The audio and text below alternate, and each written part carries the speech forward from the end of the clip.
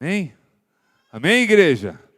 Abra a palavra de Deus comigo na carta do apóstolo Paulo a Timóteo, 1 Timóteo, capítulo 1, versículo 12.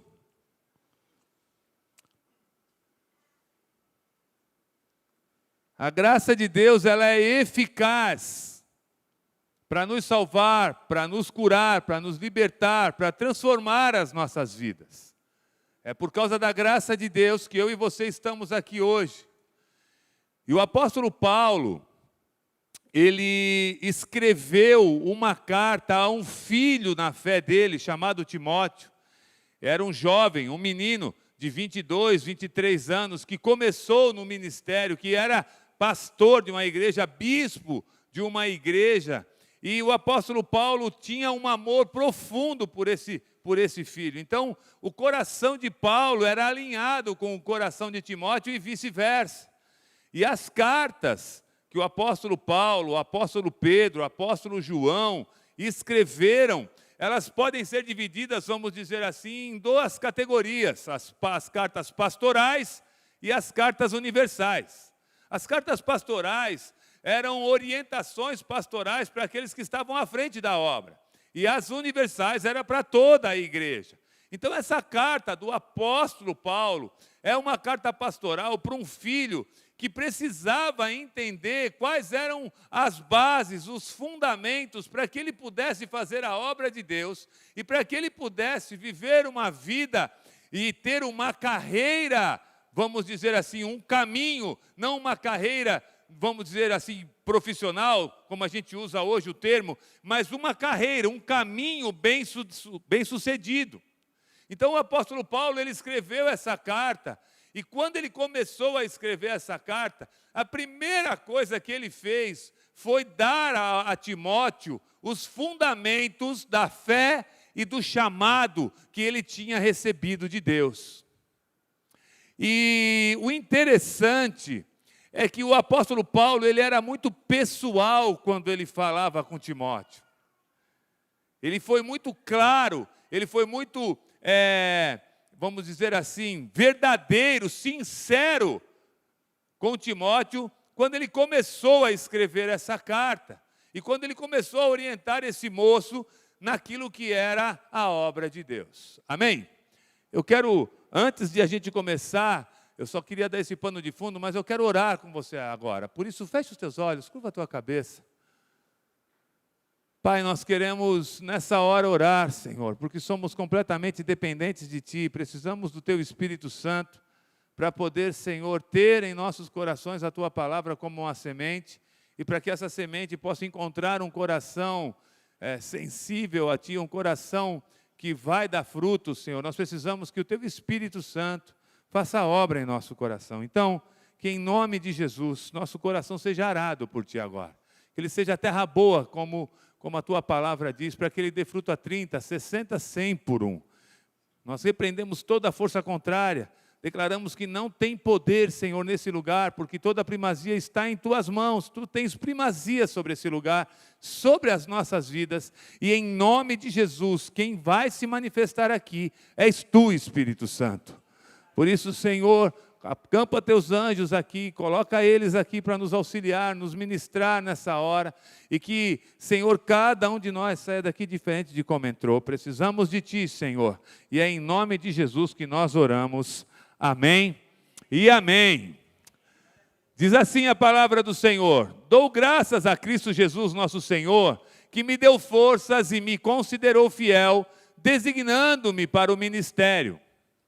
A mim, que anteriormente fui blasfemo, perseguidor e insolente, mas alcancei misericórdia, porque o fiz por ignorância e na minha incredulidade. Contudo, a graça de nosso Senhor transbordou sobre mim, juntamente com a fé e o amor que estão em Cristo Jesus. Esta afirmação é fiel e digna de toda aceitação. Cristo Jesus veio ao mundo para salvar os pecadores, dos quais eu sou o pior. Mas, por isso mesmo, alcancei misericórdia, para que em mim, o pior dos pecadores, Cristo Jesus demonstrasse toda a grandeza da sua paciência, usando-me, como um exemplo para aqueles que nele haveriam de crer para a vida eterna. Ao Rei eterno, ao Deus único, imortal e invisível, seja honra e glória para todos sempre. Amém. Deus, ele tem um desejo no seu coração. Em 2 de Timóteo, o apóstolo Paulo escreve que o desejo de Deus é que todos sejam salvos. Amém? Você devia dar um glória a Deus. O desejo de Deus é que todos sejam salvos. O desejo do Pai era que cada homem e cada mulher da face da terra pudesse estar no céu com Ele.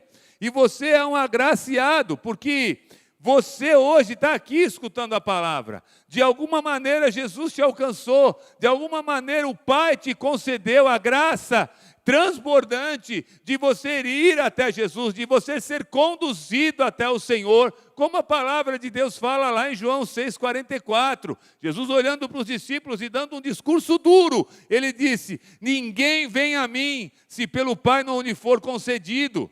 E eu e você somos agraciados. O apóstolo Paulo tinha clara noção disso. Ele sabia claramente sobre aquilo que ele estava falando. Então, o apóstolo Paulo, ele expressa para Timóteo justamente esse desejo que Deus tem de ter comunhão com você, que Deus tem de você ser um filho, de você ser alguém que tem as características dele. Ele quer te gerar em amor, para que você tenha fé nele e que você possa, com a graça de Deus, se tornar alguém para ter comunhão com ele. Alguém para que ele possa compartilhar o seu coração, para ter intimidade. O filho, ele é gerado por Deus em amor. Lá em João, capítulo 1, versículo 12, a palavra de Deus, ela diz que a todos quanto nele creram, foi-lhes dado o poder de serem feitos filhos de Deus. Isso não é da vontade do homem, nem da vontade da carne, nem da vontade do sangue, ou seja, de algum sacrifício, mas é da vontade de Deus. Amém? Deus te gerou porque Ele, na sua vontade soberana, no seu consentimento, Ele falou assim: eu vou amar aquele esquisito lá. Eu vou pegar aquele cheiroso lá, para não chamar você de feio, e vou abraçar você, e vou ter você no meu colo, vou te gerar em amor. Amém? Mas todo pai também tem um projeto para o filho. Todo pai também quer passar para o filho um sonho. Ele quer compartilhar com o filho aquilo que ele tem no seu coração.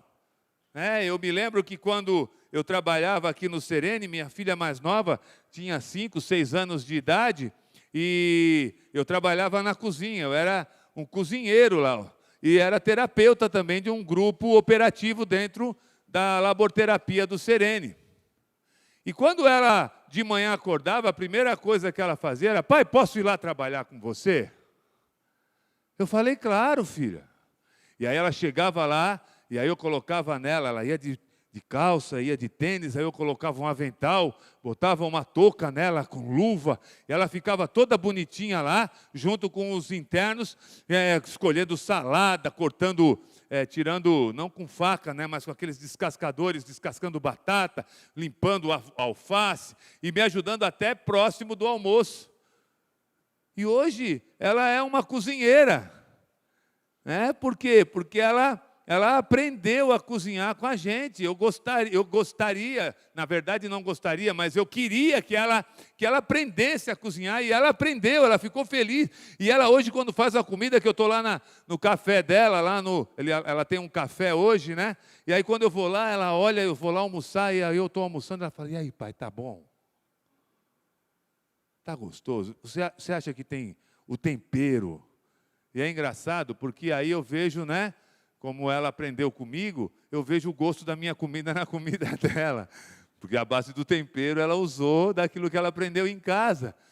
Claro que ela fez curso, fez gastronomia, e ela faz uns negócios muito loucos lá. Mas ela fala: tá bom, pai. Eu falo assim: claro, tá uma delícia, vou lá e como e tal. Mas o nosso Deus, Ele tem um sonho comigo e com você. Ele quer que você, além de ter comunhão com Ele, que você faça as obras dele. Quando Jesus esteve aqui, ele disse assim: aquele que crê em mim fará as obras que eu faço, e obras maiores ainda. É isso que Deus tem para mim e para você. Ele quer que eu e você possamos perpetuar, possamos levar em continuidade aquilo que Ele começou. Jesus, Ele falou: meu Pai trabalha até hoje, e eu também.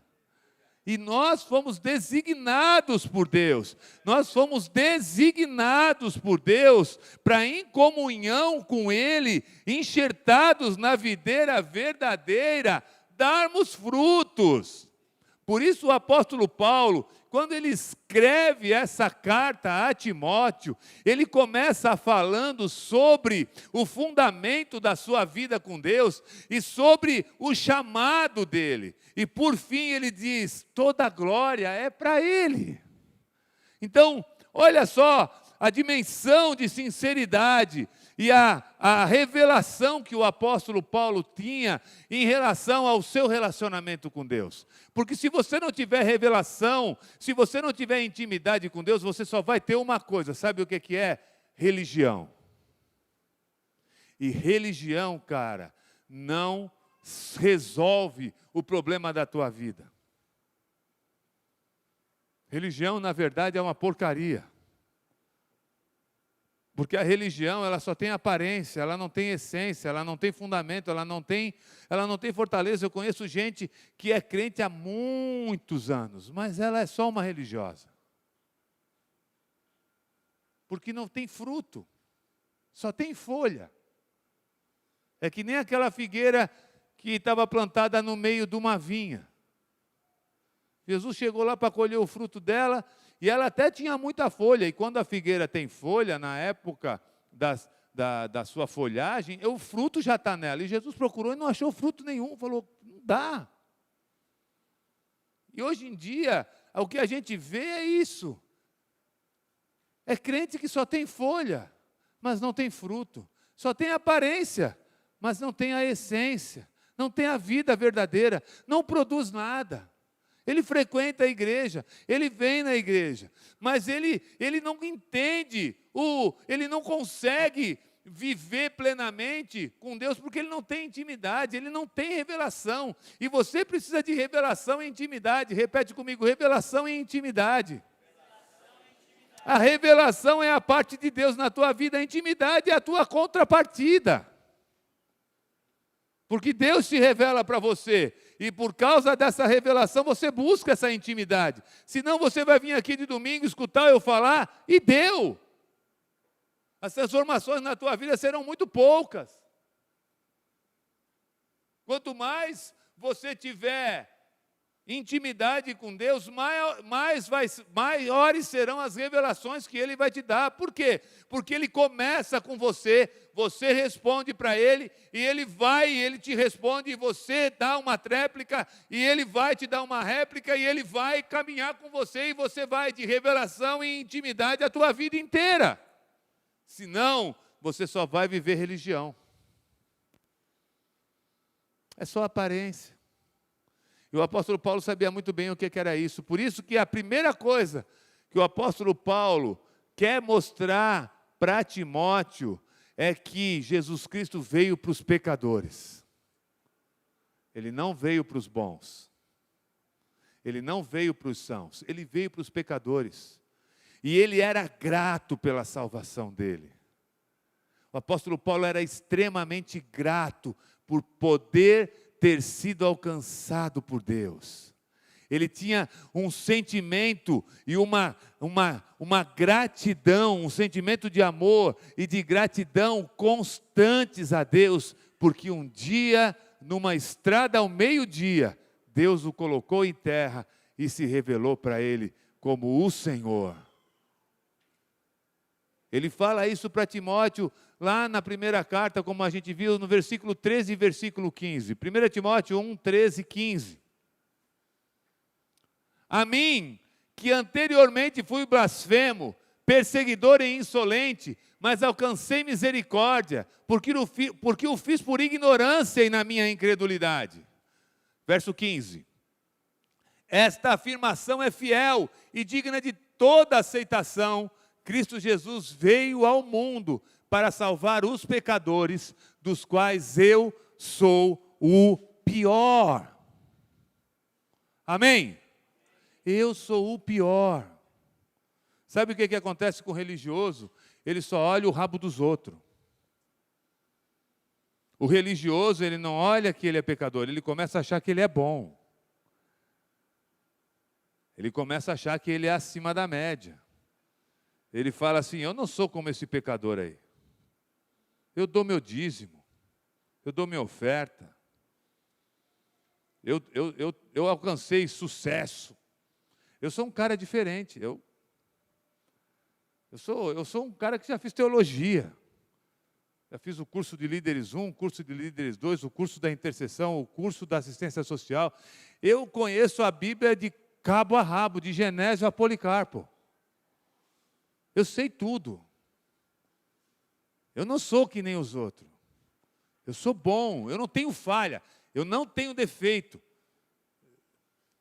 Sou crente há 25 anos. Então eu já tenho experiência, eu sou o melhor, sou humilde. Ou quão humilde eu sou. Estou ganhando até uma medalha de tanta humildade que eu transbordo. Agora o apóstolo Paulo, cara, depois de ser alcançado, depois de começar o ministério, depois de fundar um monte de igreja, ele chega e fala assim, Timóteo, eu sou o pior dos pecadores, a misericórdia de Deus me alcançou. E olha só, se você quiser um pouco ir mais profundo nisso, olha só o que diz em Atos dos Apóstolos 26, 9.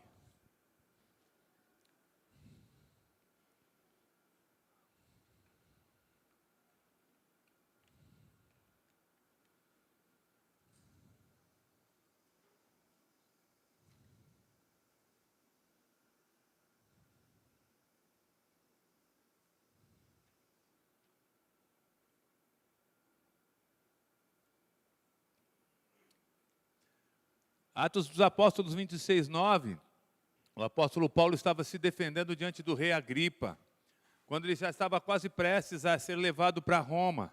E aí ele começa a falar para o rei o que tinha acontecido com ele. Olha só o que ele diz. Eu também estava convencido de que deveria fazer todo o possível para me opor ao nome de Jesus, o Nazareno.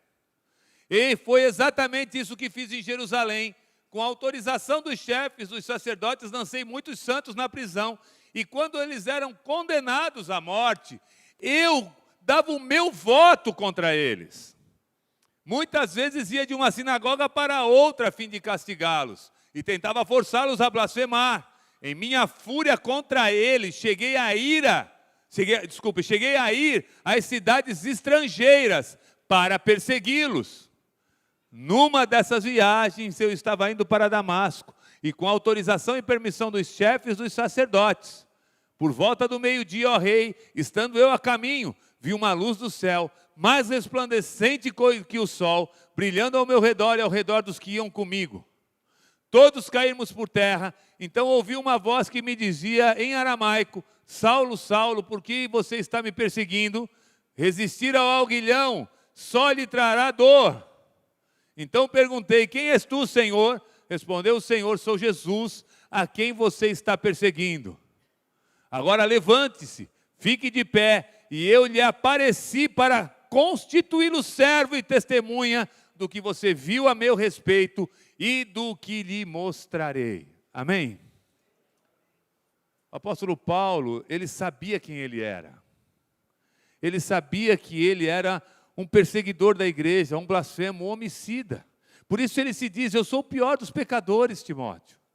E a graça de Deus me alcançou, ou a misericórdia de Deus me alcançou. Cara, ele não fumava crack.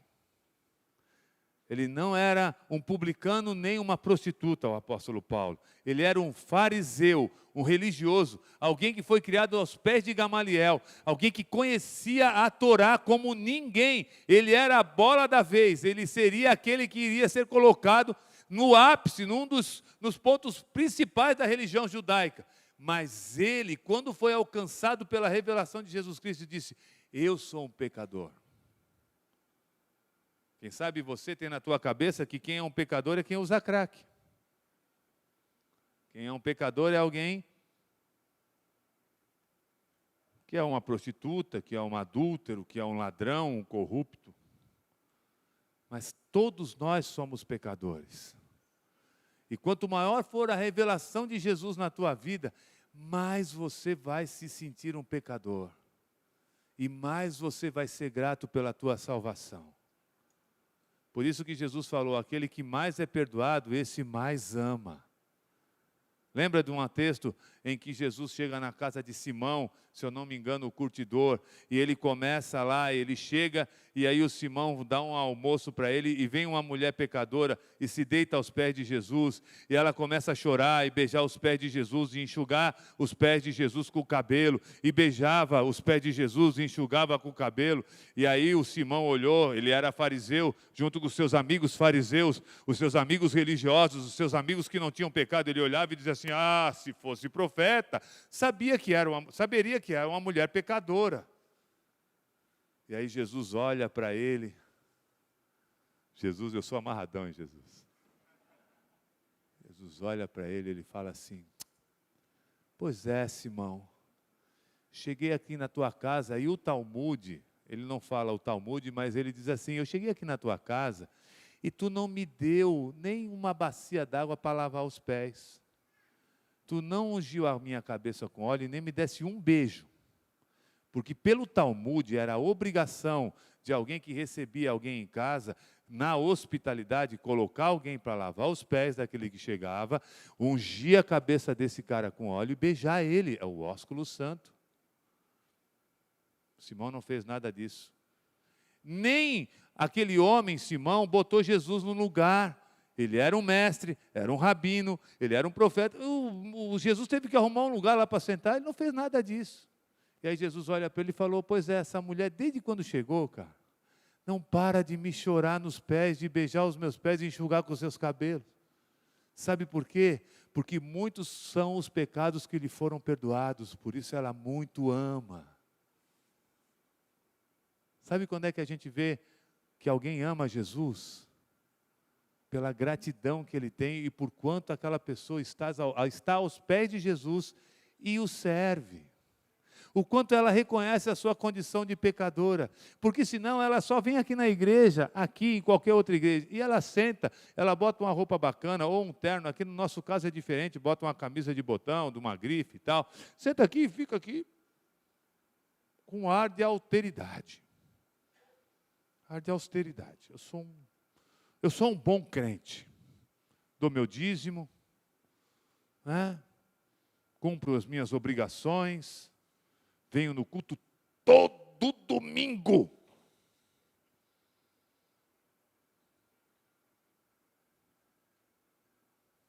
Mas não chora aos pés de Jesus, não o adora. Ele é muito preocupado com a sua própria reputação. O que os outros vão pensar de mim. Sabe essas brincadeiras que eu fiz com o Alexandre? Sabe o que eu faço com o Edésio, com alguns aqui? O Valdeci, né? Já brinquei com muitos aqui, que eu falo e zoo e tal. E isso mexe com o brio, né? Se a pessoa ela é religiosa, orgulhosa, ela fica toda cabreira, porque imagina se eu vou me expor lá, dançar reggae. Eu nem vou sentar muito na frente, porque o pastor vai me sacanear. Mas que quando a gente, de fato, entende a magnitude do que Jesus fez, ele não está nem aí para nada. Mas Isaías foi alguém que teve uma revelação profunda de Deus. Olha o que diz a palavra em Isaías capítulo 6, versículo 1.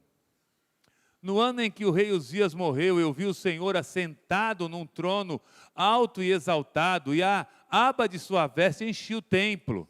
Acima dele estavam serafins, cada um deles tinha 6 asas, com 2 cobriam o rosto, com 2 cobriam os pés, e com 2 voavam. E proclamavam uns aos outros: Santo, Santo, Santo é o Senhor dos exércitos, a terra inteira está cheia da tua glória. Ao som das suas vozes, os batentes das portas tremeram e o templo ficou cheio de fumaça. Então gritei: ai de mim, estou perdido, pois sou um homem de lábios impuros e vivo no meio de um povo de lábios impuros, e os meus olhos viram o Rei, o Senhor dos exércitos. Então um dos serafins voou até mim, trazendo a brasa viva que havia tirado do altar com uma tenaz. Com ela tocou a minha boca e disse: veja, isso tocou os teus lábios, por isso a sua culpa será removida. Na verdade, isso aqui é um texto messiânico, profético. Quem tira a culpa é o sangue de Jesus.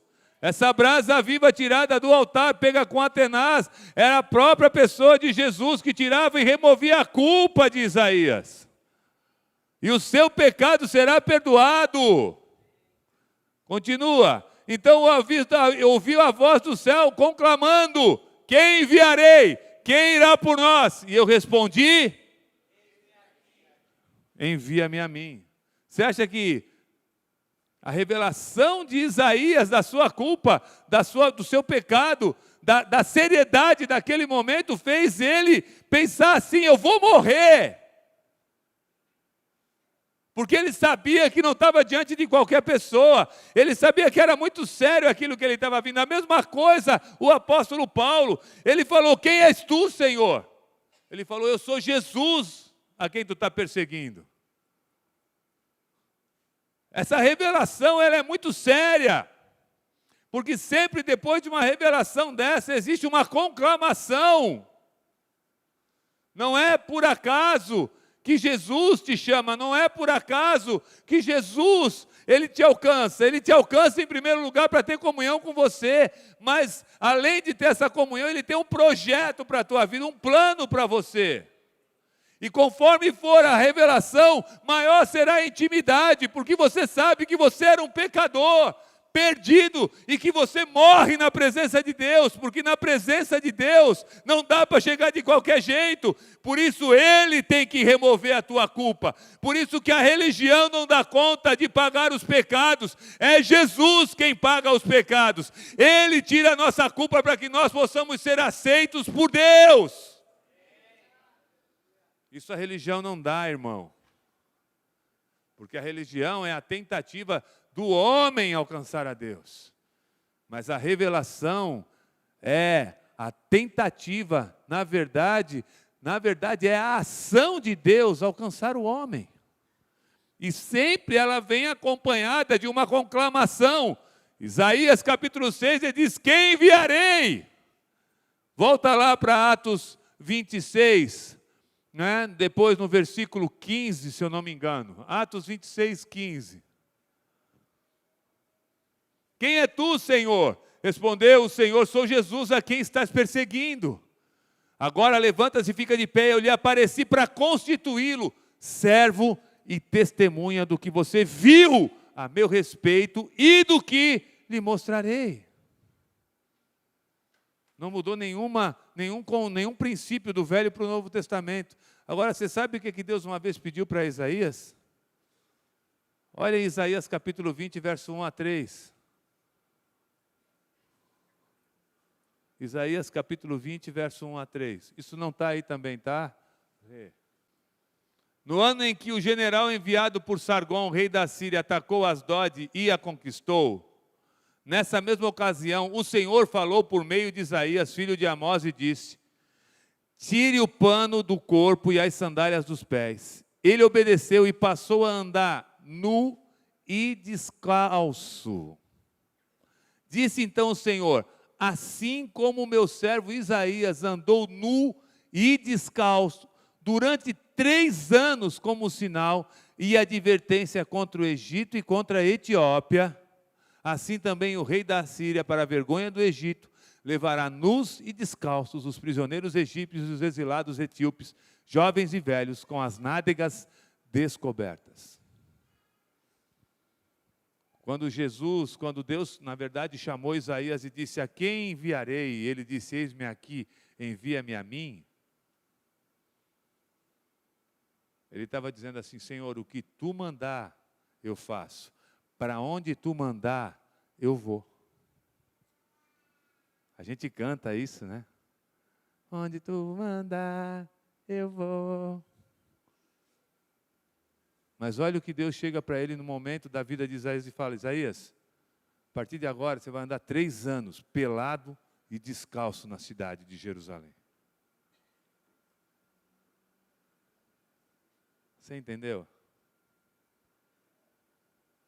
Você entendeu o tamanho da revelação? E outra, ele diz assim: assim como meu servo Isaías andou nu e descalço.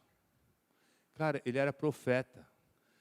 Isaías, ele era alguém da corte do rei, ele era parente do rei. Porque Isaías profetizou para a corte, para os reis. E ele andou lá pelado e descalço, de bunda de fora. 3 anos, isso era pecado. Mas Deus falou: vai. Aí, hoje, que nós temos o Espírito Santo, nós temos a palavra de Deus, toda ela revelada para a gente, que a gente tem os exemplos tanto do Velho Testamento quanto do Novo. Hoje que a gente tem acesso à informação, hoje que a gente tem a condição e ainda a liberdade aqui, claro que na nossa pátria e na nossa região, no nosso lado ocidental do mundo, para pregar o Evangelho, a gente fica de nhenhenhen, de mimimi, cara. E a gente acha que é um bom crente. Pensou se Deus pede para você, raspa a tua cabeça. Se Deus fala para você, raspa a tua cabeça, mulher, você fica endemoniada, não raspa.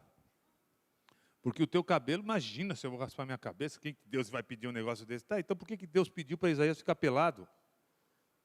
Você acha que Deus é louco? Deus me pediu para fazer tatuagem. Eu fiz uma pá de tatuagem. Depois eu fiz uma porque eu quis, mas as primeiras, Deus falou: faz tatuagem. Aí esses dias eu estava lá em casa, o cara foi lá pegar uma doação lá em casa, e aí o cara todo tatuado olhou e falou assim: pô, eu vim pegar uma doação aqui. Falei: beleza, está aqui, vamos lá catar. Aí fomos lá, catamos. Ele olhou para mim e falou assim: vem cá, tu que é o pastor da igreja? Eu falei: eu sou. Todo tatuado assim? Eu falei: é, tem um problema? Ele falou: não, cara, porque o tio da minha mulher é tatuado, eu vou lá na casa dele, eu quero matar aquele velho, porque eu chego lá, o cara vai tatuagem, vai para o inferno. Eu falei: mas calma, cara. A verdade, tem gente que não entende direito, às vezes não estuda, não é que vai para o inferno, cara. A verdade, a gente vai para o inferno sem fazer nada. Todo mundo vai para o inferno. Se não tiver Jesus, vai para o inferno. Sem tatuagem, com tatuagem, cabelo comprido, cabelo curto, não interessa. Aí ele falou: é mesmo? Eu falei: é. Eu fiz as minhas tatuagens depois que eu fui pastor. Assim, não acredita? Assim, acredito, não estou mentindo. Parece lá, cola lá na igreja. O cara assim: pô, cara, nunca gostei de crente, cara. Eu falei: pois é. Porque os caras sempre me julgam. Você está entendendo como é que funciona o negócio? O religioso é assim. Ele formata Deus do jeito que ele quer. Ele não faz o que Deus quer. Ele faz o que ele quer e diz para Deus abençoar. Ele acha que Deus tem que ser do jeito que ele pensa. Mas não é. Deus faz do jeito dele. Deus, ele usa quem ele quer. E se ele mandar, ele mandou. Uma vez Ezequiel estava lá e Deus falou assim: Ezequiel, faz um pão com assado na merda de gente. Pode olhar, está escrito. Quem já conhece esse texto? Vamos ver se tem alguém aqui. Ninguém conhece. Você conhece, de verdade? Eu não me lembro onde é que está, mas procura aí para eu não falar aqui uma coisa que não é verdade. Alguém procura para mim. Claro que não vai estar escrito merda, vai estar escrito bosta, alguma coisa assim. Porque merda não pode, né? Bosta pode. Mas está lá. E se eu não me engano é Ezequiel. Aí Ezequiel chega para Deus e fala assim: Deus, por favor, nunca me contaminei, nunca comi comida contaminada. Aí Deus olha: tá, então tá bom, faz em merda de vaca, vai. E ele assou um pão em cima da merda da vaca, para comer. Deus falou para ele: fica deitado 6 meses de um lado só. Cara, imagina, cara. O apóstolo Paulo teve que raspar a cabeça num voto. Ele fez um voto com Deus, ele raspou a cabeça toda. E assim eram as loucuras do Novo e do Velho Testamento, gente que se comprometia com Deus por causa da revelação. Então, o que eu quero dizer para você é que Quem é alcançado pela revelação de Deus, esquece da sua reputação e ele é grato, porque ele sabe que ele é o pior dos pecadores.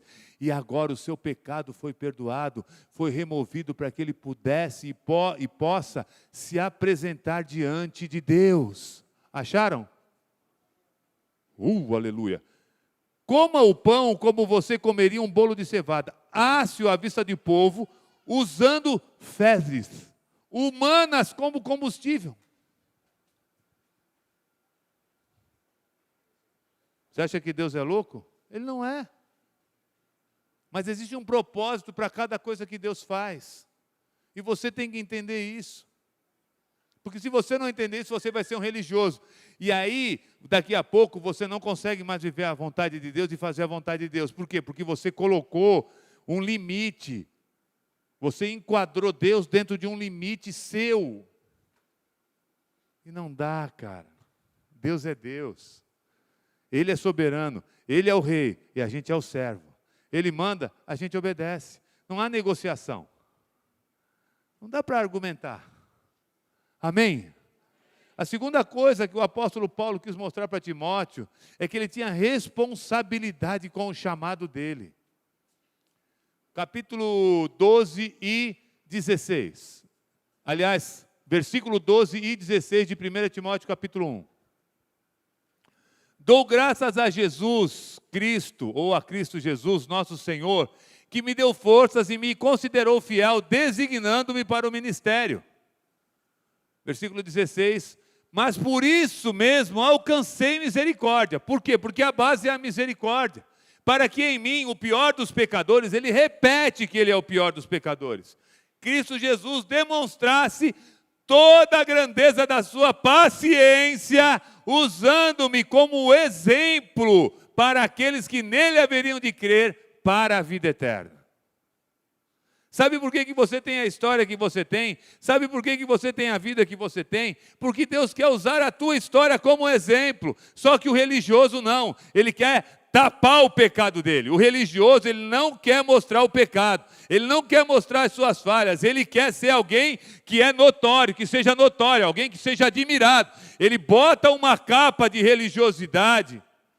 Ele bota uma capa de religiosidade e ele começa a aparentar algo que ele na verdade não é, porque ele é o pecador. Mas ele coloca aquela capa e ele se apresenta como alguém diferente. O apóstolo Paulo não. Ele diz assim: eu sou o pior dos pecadores. Timóteo, eu fui alcançado por misericórdia e por causa dessa misericórdia, Deus me designou para o ministério. Porque aquele que Deus vai usar, ele precisa ser um exemplo. Ele precisa se identificar. Você, a tua história, o que você errou, é motivo de esperança.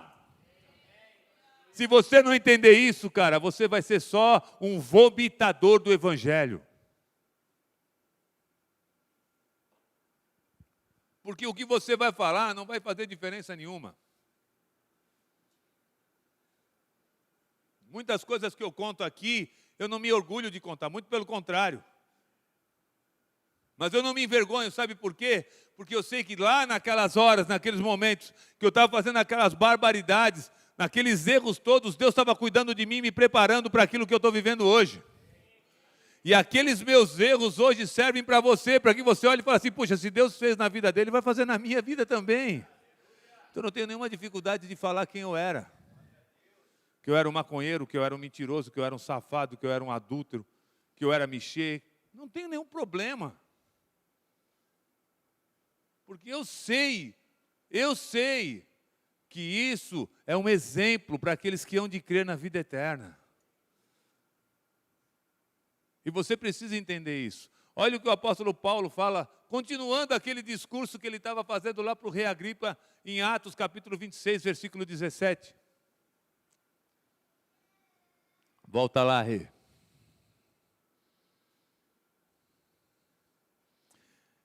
Continuando, né? O apóstolo Paulo está testemunhando. E eu livrarei do seu próprio povo e dos gentios, aos quais eu os envio, para abrir-lhes os olhos e convertê-los das trevas para a luz e do poder de Satanás para Deus, a fim de que recebam o perdão dos pecados e herança entre os que são santificados, pela fé em mim. Assim, rei Agripa, não fui desobediente à visão celestial. Preguei em primeiro lugar aos que estavam em Damasco, depois aos que estavam em Jerusalém e em toda a Judéia, e também aos gentios, dizendo que se arrependessem e se voltassem para Deus, praticando obras que mostrassem o seu arrependimento. Cara, não adianta você querer tapar o sol com a peneira. Não adianta você querer disfarçar o que você já foi. Porque é justamente através dessa base toda e daquilo que Deus fez na tua vida que as pessoas vão olhar para o Evangelho e vão crer no Evangelho e vão ser libertas do poder das trevas e de Satanás. Mas se você não olhar sinceramente para a tua vida e se considerar realmente um pecador dependente de Deus, nada vai acontecer. Por quê? Porque é justamente essa sinceridade, essa verdade de Deus que faz a diferença na vida dos outros. Porque quando você prega o Evangelho, assim como quando o apóstolo Paulo pregava o Evangelho com a vida dele, com as palavras, aquilo tinha autoridade, da mesma maneira que Jesus. E ele diz, eu fui fiel, eu fui obediente à visão que Deus me deu. Eu fui designado para algo que eu vou continuar e vou até o fim naquilo que Deus falou. Eu fui chamado para ser um servo de Deus e eu vou sê-lo. Amém? Mas hoje em dia não é assim. Não, hoje em dia nós estamos no século 21, Max. Então, assim, existem muitos atributos que eu sou envolvido, eu tenho muitas responsabilidades, cara. E assim, não dá, cara. Eu tenho outras prioridades na minha vida. Eu estou envolvido agora com outros projetos pessoais, eu não vou servir a Deus. Deus te chamou, Deus te livrou da morte, te curou, te restaurou. Deus falou com você, te designou para um ministério. Ele falou com você, não fui eu que falei, foi Deus. Mas você chega para mim achando que, eu não sei o que você acha que eu sou, mas às vezes você chega para mim e fala assim, olha, eu estou abandonando meu ministério, porque mesmo sabendo que foi Deus que me botou lá, mas eu estou cansado, eu estou meio cansado, mas eu estou meio frustrado. Na verdade, as minhas expectativas não foram satisfeitas. Na verdade, assim, tu me decepcionou, cara. Então, eu estou abandonando meu ministério. Eu já fiz isso. Passei 3 anos comendo pão que o diabo amassou com o rabo. E aí eu tive que entender que eu fui chamado para ser pastor. E aí eu falei, Senhor, nunca mais eu saio daquilo que é o centro da tua vontade. Porque o melhor lugar para você estar é no centro da vontade de Deus. Não existe lugar melhor. Mas aí, e se eu for preso? É o melhor lugar. O apóstolo Paulo dava Pedro preso com Silas, numa cadeia, ele louvava e adorava a Deus. Orava e adorava a Deus. Porque ele foi obediente à visão celestial. Não, eu me incomodei no trabalho, eu estou largando o ministério. O que o trabalho tem a ver com o ministério? Não, lá em casa está uma confusão, vou abandonar o ministério.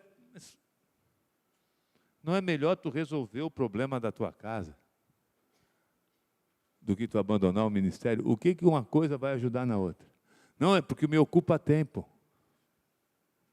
Na verdade, é você que teve pouca intimidade com Deus. Porque se você tem bastante intimidade com Deus, eu duvido que a tua vida vire uma confusão. Se você gasta tempo em oração, em adoração, se você gasta tempo em meditação na palavra, se você serve a Deus, se você testemunha, se você está em comunhão com os irmãos, eu duvido que a tua vida vire uma confusão. A tua vida vira uma confusão na mão do diabo. Quando você se afasta da vontade de Deus, quando você se desvia do propósito, quando você larga a presença, quando você deixa a presença lá e você está aqui. Agora, quando você está na presença, quando você manifesta a presença, quando você busca a presença, cara, a tua vida, ela é acometida com a bênção de Deus. E é isso que o apóstolo Paulo estava falando aqui, preso com o rei Agripa, dizendo, olha, eu não fui desobediente à visão que Deus me deu. Estou aqui e vou para Roma. Vou lá pregar. E o bacana, o mais interessante, é que o apóstolo Paulo escreve uma outra carta depois de alguns anos para Timóteo, e ele chega, e ele sabe que está chegando o final da vida dele. Ele chega e diz assim, Timóteo, deixa eu te falar uma coisa. Filho, percorri a carreira que estava proposta. Lutei o bom combate, guardei a fé. Meu corpo está sendo entregue como libação, como um sacrifício, como uma oferta suave ao Senhor. Eu sei que eu vou morrer, mas está tudo certo. Está tudo certo. Porque o que eu vivi, não tem nada nesse mundo que se compare. Por isso que eu quero que você entenda, você não tem que ser pastor como eu sou, mas você tem que ser obediente à visão que Deus te deu e aquilo que Ele te falou, porque é a Ele que você vai prestar conta. Não é a mim. Eu vou estar lá sentado do teu lado. Você vai olhar e falar, e agora, Marcos? Eu falei, não sei, agora o pau vai pegar. E como é que eu faço? Assim, eu não sei, o que eu tinha para te ensinar na terra eu te ensinei, agora nós vamos ter que prestar conta. Porque Deus vai cobrar. A Bíblia diz isso. Vai ter uma prestação de contas. Você concorda comigo que vai ter? Não é para salvação para quem é crente, mas é pelas obras, pelo fruto que você deu. Porque a Bíblia fala isso claramente.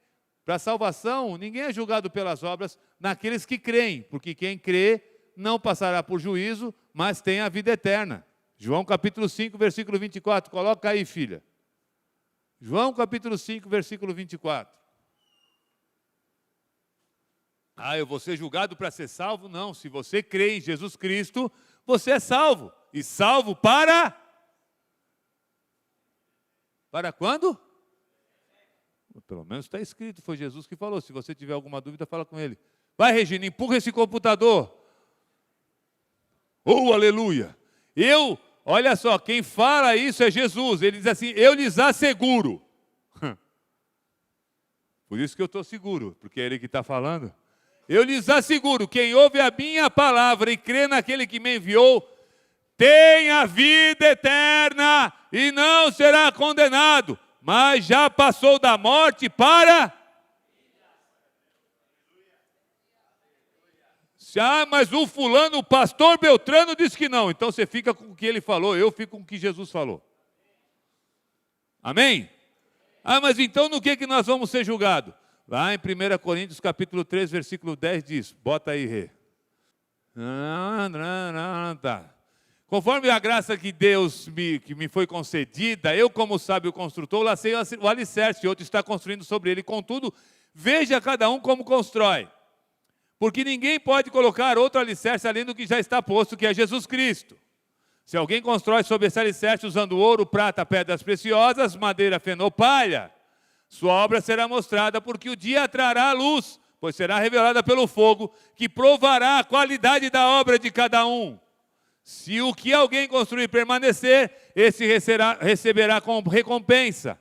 Se o que alguém construir se queimar, esse sofrerá prejuízo. Contudo, o que está escrito? Será salvo, como alguém que escapa através do fogo. Por quê? Porque ele está falando de galardão, ele está falando do que você edifica, ele está falando do teu chamado, ele está falando do fruto que você vai dar. De alguém que constrói. Ele falou, eu sou Paulo, eu construí, botei o alicerce, o outro está construindo, cada um vai ter que ver como constrói. Por isso que eu tenho a maior preocupação de pregar para vocês. Por isso que a minha palavra nunca é historinha. É cajado, mano, é chicote. Aqui o bagulho estrala. E se está doendo, está bom, porque na minha época aqui dizia assim, o que arde cura, o que aperta segura. Minha avó sempre falava para mim, Max, usa metiolate. Eu sou da época do metiolate que ardia.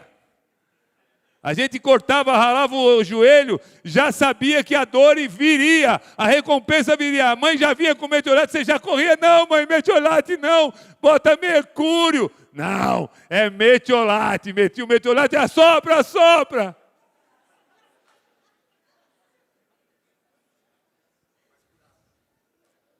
Então aqui o chicote estrala mesmo.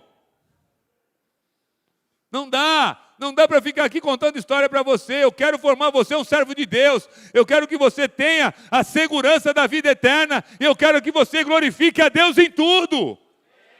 Eu quero que você possa dar fruto e muito fruto. Mais do que eu, muito mais do que eu. Por isso eu aperto você até sair óleo. Porque senão não dá, irmão. Senão você vai ser um religioso e eu vou ter prestando conta do que eu estou edificando. A galera fala assim, e no Bola de Neve pode fazer qualquer coisa, pode fazer tudo, menos pecar. Pode fazer tudo, mas tem que dar fruto.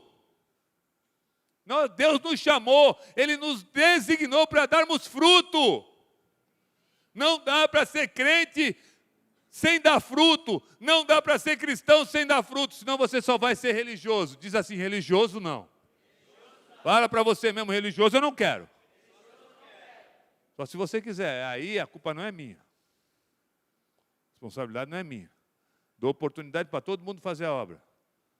Né? Eu quero, na verdade, que um monte de vocês aqui sejam pastores. Tem uma pá de igreja para abrir lá no Médio Vale. Só que não me pergunta quanto é que vai ser o teu salário. Já vou dizer, não tem. Aí como é que eu vou fazer assim? Não sei. Mas como é que eu vou? Você vai. Aí lá você se vira. Porque é assim, irmão. Eu vou com você lá. A gente divide uma cesta básica. Eu pago um cachorro quente. Te boto na casa do irmão lá, você dorme. Arruma um cantinho lá e você começa. É assim. Uma garagem. Arruma um trabalho, arruma uma casa com garagem e começa a obra. Tá, mas a igreja, o que ela vai me dar? Ela vai te dar oração, intercessão. E se tu tiver com fome, eu saio daqui e levo uma cesta básica para você. Isso eu te garanto, isso aí é a minha parte. E o salário? O salário eu não sei.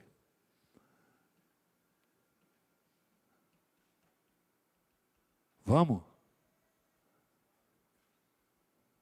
Vamos nessa. Faz que nem no começo, né, Chico? Que eu ia de Fuca lá para Laje. Você lembra disso, Chico? Pastoreava 2 igrejas. E antes ainda disso, a gente trabalhava e fazia a obra. Sempre foi assim. E se tiver que trabalhar de novo, secularmente, não tem problema. Mas eu não... Se tiver que vender pipoca para poder pregar o evangelho, cara, eu vendo. Não tem nenhuma dificuldade. Max, não vai ter mais salário. Tudo bem. Não vai ter mais estrutura de igreja. Tudo bem, cara. Eu vou para a praça, vou pregar, eu vou continuar pastoreando. Não tem problema. Deus cuidou de mim até aqui, vai cuidar até o final. Dá tudo certo. Agora, se ele tem essa condição e está dando agora, tudo bem, a gente vive. Mas se não tiver, está tudo certo também. Agora, o que eu não vou parar é com aquilo que Deus me mandou fazer. Amém. Em último lugar, para a gente terminar esse negócio. Tudo é para a glória de Deus. O apóstolo Paulo, em 1 Timóteo 1, 14 e 17, ele diz o seguinte.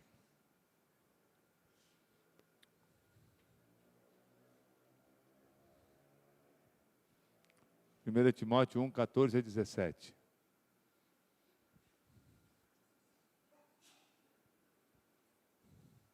Contudo, a graça de nosso Senhor transbordou sobre mim, juntamente com a fé e o amor que estão em Cristo Jesus. Ao Rei eterno, ao Deus único, imortal e invisível, seja a honra e glória para todos sempre. Amém. Tudo é para a glória de Deus. Eu não quero ser... Eu sempre falo isso para os meus filhos na fé e quem eu discipulo. Eu não preciso ser notório, eu tenho que ser relevante. Eu não preciso ser notório. Quem tem que aparecer é Jesus. Quem tem que aparecer é Jesus. Tudo que você faz, quem tem que aparecer é Jesus. Por isso que você não pode fazer coisa errada. Porque se você carrega o nome de Jesus, se você carrega a presença, se hoje você é a arca da aliança, Jesus, ele não pode ser desonrado através da nossa vida. A gente tem uma responsabilidade. Todo crente antigamente ele era alguém de confiança, que tinha ética e moral, alguém que conhecia a palavra de Deus, pelo menos ele lia a Bíblia todo dia, e alguém que era um missionário. Se você foi da década de 80 e 90, todo crente, ele era alguém que você podia vender e contratar porque ele não dava BO, ele era alguém que conhecia a Bíblia, ele lia a Bíblia, ele não entendia muito, mas ele lia, ele confundia um pouco a teologia, até podia falar alguma coisa errada, mas ele citava uma pá de versículo para você, porque ele lia a Bíblia, ele conhecia a Bíblia dele era toda surrada de tanto ele ler, uma Bíblia só a vida inteira. Você pode ver, tem um senhorzinho das antigas de 40 anos de evangelho, que ele tem a primeira Bíblia dele, ela é toda riscada, toda usada, mas ele conhece, ele abre e conhece, é assim, até hoje, e ele era um missionário, ele saía pela rua dizendo, Jesus te ama, cuida para você não ir para o inferno, Jesus te ama. Hoje em dia, meu Deus, é uma vergonha. É uma vergonha. A igreja desonra o nome de Jesus. A gente desonra o nome de Jesus. Estava conversando com um pastor esse dia, ele falou assim, olha, Marcos, eu descansei, eu não boto mais adesivo no meu carro, porque se nós falamos palavrão, imagina, desonra o nome de Jesus. Aí eu falei para ele assim, rapaz, mas é por isso que você tem que colocar. Porque aí toda vez que você olhar para o retrovisor, você vai estar escrito assim, propriedade exclusiva de Jesus. Aí você fala assim, eu não posso falar palavrão. Aí eu não posso falar, porque se eu falar um palavrão, se eu mostrar um dedo, porque tem hora que dá vontade de mostrar um dedo, não dá? Dá ou não dá? A gente dá vontade de mostrar o dedo. Esses dias eu mostrei. Estava de moto, o caminhão me fechou, e eu de moto, né? Não tem adesivo. De capacete. Na hora que ele me fechou, eu tirei a moto assim e saí. Quando eu saí já...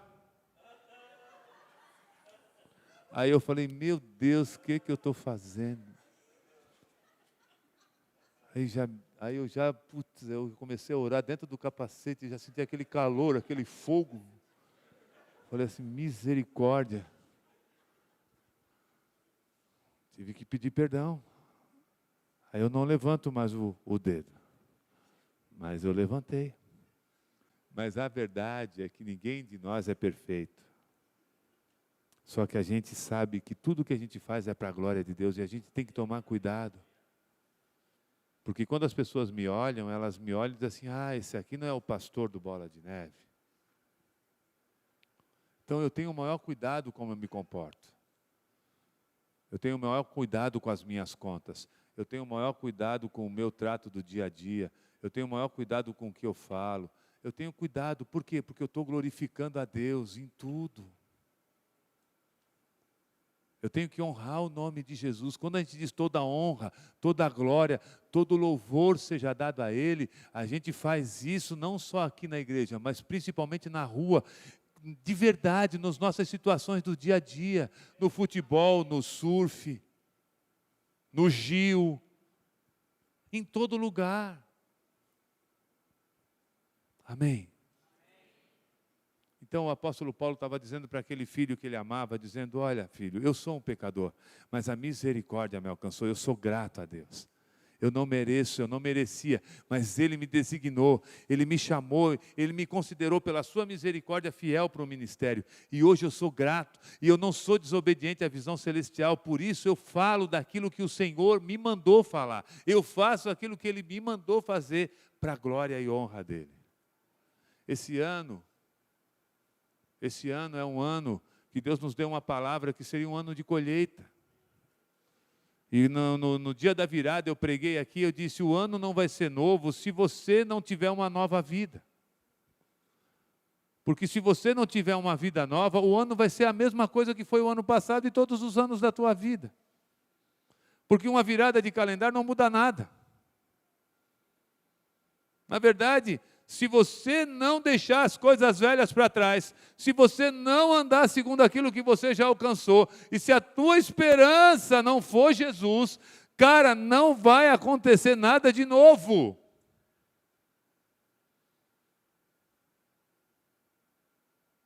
E eu quero, e o meu desejo é que a palavra profética que Deus tem nos dado se realize na tua vida.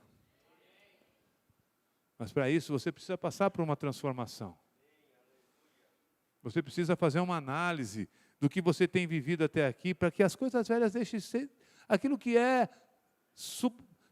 aquilo que é periférico, aquilo que não é essencial, fique para trás, aquilo que são pecados, fique para trás, aquilo que não vai glorificar Deus, fique para trás, para você ser renovado. Você precisa caminhar segundo o que você já alcançou. A Bíblia diz que a alma do Senhor não se compraz naquele que retrocede. A palavra de Deus, aquele que pega a mão no arado e olha para trás, não é digno. A gente tem que caminhar segundo aquilo que a gente já alcançou. Não dá para você querer ter 25 anos de novo. Eu estou com 50 anos, não dá para eu querer ter 25 anos, viver aquilo que eu vivi com 25. Mas, misericórdia, eu quero viver daqui para frente. A minha santidade vai aumentar daqui para frente, a minha intimidade vai aumentar daqui para frente. Tem coisas que eu seleciono e diz, isso não faz mais parte da minha vida. E se eu tiver que lidar com alguma situação dessa, eu vou lidar de uma maneira nova. Porque hoje o meu principal objetivo, o meu alvo é Jesus. Tudo que eu puder usar e tudo que puder estar ao meu alcance para que Jesus seja glorificado, porque Ele é a esperança da glória. Eu vou fazer, mas o meu olhar está em Jesus. Daqui a 10 anos eu estou com 60 anos, esse ano eu faço 50. Meu Deus, eu nunca pensei que eu ia dizer assim, tenho 50 anos. Porque eu pensei que eu ia viver até os 30 só, né? Eu morrer de overdose, o meu sonho era morrer de overdose, olha. Os meus ídolos, né, morreram de overdose, eu queria morrer de overdose. Morrer de overdose aparecendo no jornal. Maximiliano Coró morre de overdose. Idiota, né, cara? Como era idiota.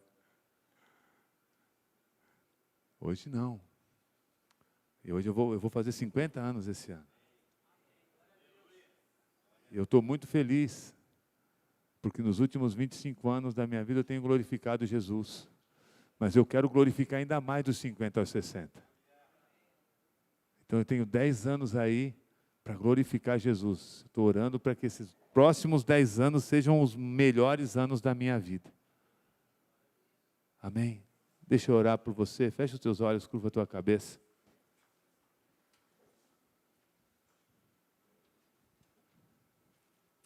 Hoje Deus te trouxe aqui para que você seja grato a Ele pela tua salvação, ou para que você possa ter essa salvação e aí ser grato a Ele. Ele te trouxe aqui para te lembrar do teu chamado. Ele te trouxe aqui para que você possa entregar a tua vida a Jesus e você começar uma caminhada com Ele. Ele te trouxe aqui para se revelar para você e para te revelar o plano dEle para a tua vida. Para que você possa, através dessa revelação, começar um processo de muita intimidade com Deus.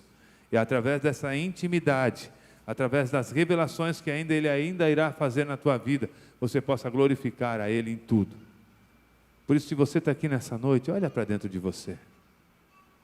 Se você ainda não teve a paz que excede a todo entendimento, e se você olha para você e você vê uma perturbação em você, uma inquietação, um vazio dentro de você, se você está cansado, sobrecarregado, da maneira que você vive, da forma como você toca a vida, e se hoje Deus falou com você, nessa noite, nessa palavra, e se você crê que Ele pode remover os teus pecados, se você crê que Ele pode levar as tuas culpas, se você crê que Ele pode te dar uma chance de uma nova vida, e juntamente com isso a vida eterna. Hoje é dia de você crer de todo o coração, como a palavra de Deus diz, e confessar com a tua boca que Ele é o teu Salvador, que Ele é o teu Senhor, como o apóstolo Paulo confessou, como Isaías confessou, como todo homem e mulher que foi alcançado pela revelação de Deus, um dia confessaram: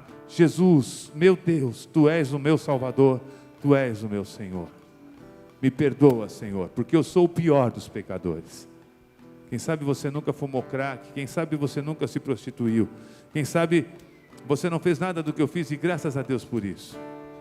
Mas hoje a palavra de Deus falou com você, e você olhando para você, você viu e vê o quanto que você é um pecador e precisa dele. Se essa é a condição que você está agora, e se o Espírito Santo está falando com você, eu quero orar com você, para que você possa, junto comigo, entregar a tua vida nas mãos de Jesus e declarar que Ele é o teu Salvador e o teu Senhor. Se você quer fazer isso essa noite, aonde você está, levanta a tua mão, pois eu quero orar com você, se tem alguém aqui. Amém, amém, graças a Deus, amém.